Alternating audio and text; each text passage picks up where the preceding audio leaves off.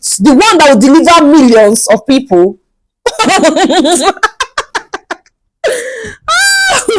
the one that was groomed for this. So when my son died, I confronted him. I was like, so the boy died and you cannot tell me, and you're going there to the nurses and doctors to lie against me. He said he does not need to call me. He does not need to tell me. That after all, he has told my mother, and my mother has given him the go ahead to go and bury the child. So he has done it. Should I blow evil's mind? The same person that they have given go ahead to go and bury the child. The child in that skibble unit was owing about 270,000. Then the ground that they want to put in, according to him, is another amount, making everything total of 320,000 naira. You are quick to call my mother to give you the mandate, the go ahead to bury my own son, even if it's a grandchild. Now she carry on for 9 months. What is the connection that will make you to be connecting and talking to my mother, agreeing with her, without my own consent, me that carried the child for 9 months? I looked at the whole thing and was like, okay, why not go and meet my mother that I've given you the consent to give you the money? But when it got to the part of bringing out the money to clear the debts before they would release the child, it was now back on me. That was the only time he genuinely told me that the boy was there. But beautiful, how are we going to do it? Your money bank has to bring the money. And the God that never fails, faithful God, gave me the money and I gave it to him. I looked up, I said, God, if you don't fight for me, then I'll know that I'm not serving a living God. But if you are God, you must fight for me. You will fight for me when it is time. Can't everyone now see that there is God that never sleeps nor slumber? The Red Sea that they created, who created it? Was it not the Egyptians for the Israelites? Was it not God's own people Israel that passed through the same Red Sea, and when it was the turn of the Egyptians that created the Red Sea to pass, they all drowned in it? You just be a faithful God servant. You just keep your hands clean. You just do the right thing. Let them think that they are winning. They can win if they want to win. Nobody is stopping them, but they cannot win my own God. So when I saw the whole picture of everything about the death, the communication, the movements and everything, I said then, there is a connection between both families that I don't know.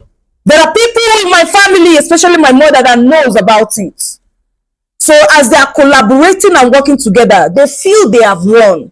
You can win anybody, but you cannot win the God that created heaven and earth. So I began to be more careful. I began to be more prayerful. I began to remind God that you must fight for me. You are a just God. You don't sleep. You don't slumber.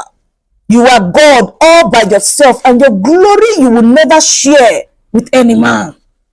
So I left it for God. After my son died, I knew he was sacrificed. I asked him different questions. Where am I to bury him? Let me come. He said, no, they said woman should not come. That is just only him. I've not seen when somebody will lose a child, and no family from the girl's side, no family from the man's side, just only he went to bury the child.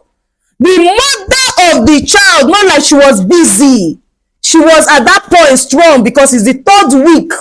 21, he died on the 21st day of his birth. I was stronger then, but he refused me to set my eyes on my son's dead body. And he refused me to call someone to join him. Only him went to bury the boy. And you think God is sleeping, and you think you have won. Please, for everyone that is in this kind of situation, I'm begging you, allow God to fight for you. You just be careful. Trust God the more and trust man very less. And that way, no one can destroy you. For all the sacrifices that they did, up to today, they are still seeing me like an alien. I'm not an alien. I have God, and there is a God that seeth both in the secret and in the open. And when it is his time for him, God, to show himself, he will not hold back. And that was how I lost my son. That is the story of my dead son. Hold on to God and trust less. If there is anyone you should trust with your full life, it's only God. Trust God and also keep your hands clean. The God that never fails will always fight for you. So this is what we're wrapping it up on the African girl story. The African girl story is to inspire you and to give hope to people. To give the story of my experience and how people that are in similar situation can come out of that particular situation through my experience. So keep it locked here on the African girl story for more.